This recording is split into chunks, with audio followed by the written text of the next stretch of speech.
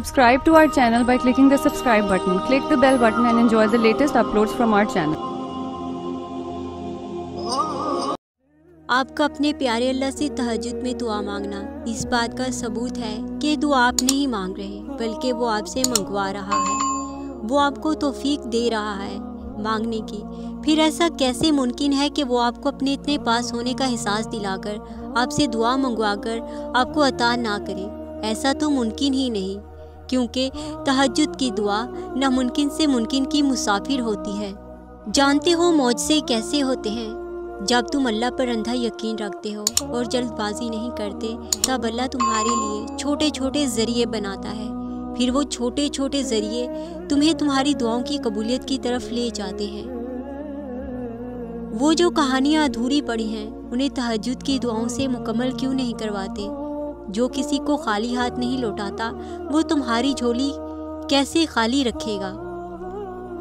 अपनी अधूरी कहानियों पर क्यों रोते हो? कहानियाँ पूरी करना तो अल्लाह का काम है। सूरत मरियम हमें ये सिखाती है मौजज़े हो सकते हैं। वो अपने बंदों को तन्हा नहीं छोड़ता। अल्लाह आपको मुश्किलात से निकाल सकता है। तुम समझते हो तुम्हारा रब तुम्हारी परवाह नहीं करता। वो तुम्हारा रोना देख रहा है।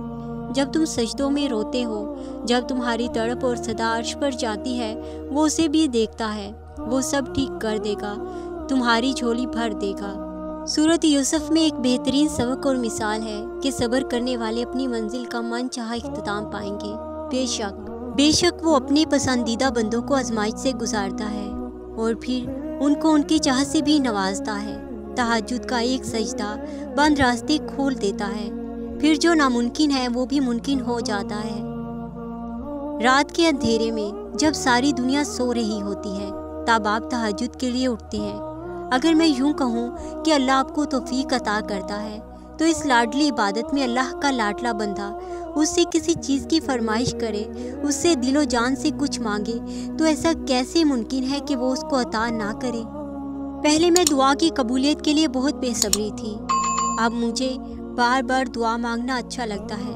अब मुझे बार बार उसके रूबरू होना अच्छा लगता है। अब ख्यालात परेशान नहीं करते।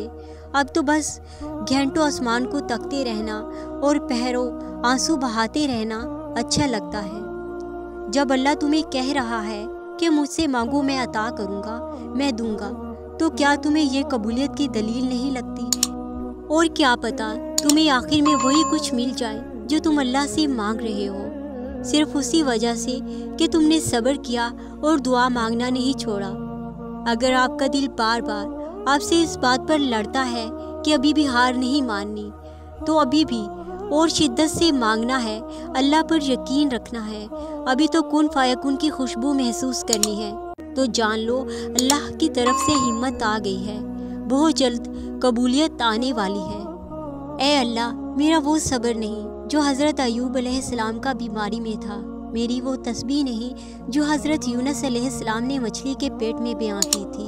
और मेरा वो ईमान भी नहीं जो ईमान हज़रत इब्राहीम अलैहिस्सलाम का था आग में जाते हुए। और मेरा वो यकीन भी नहीं या रब जो यकीन आप सल्लल्लाहु अलैहि वसल्लम का गार में था। या रब रहम फरमा मुझ पर और मेरी कमियों कोताहियों को और ख़ताओं को माफ़ फरमा। बेशक मेरे पास कोई ताकत नहीं नेकी करने की और गुनाहों से बचने की सवाए तेरे। मेरे अल्लाह हम सब की ख़ता को माफ़ कर दे और हमारी हर जायज़ दुआ को हमारे लिए आसान बनाकर हमारे हक़ में बेहतरीन बनाकर कबूल फरमा। हमें ईमान की मजबूती अता फरमा और एक दुआ, नेक ख्वाहिश, जायज़ आरज़ू जो मेरे दिल से शिद्दत से जुड़ी है, अल्लाह उस पर राज़ी होकर उसे कबूल फरमा।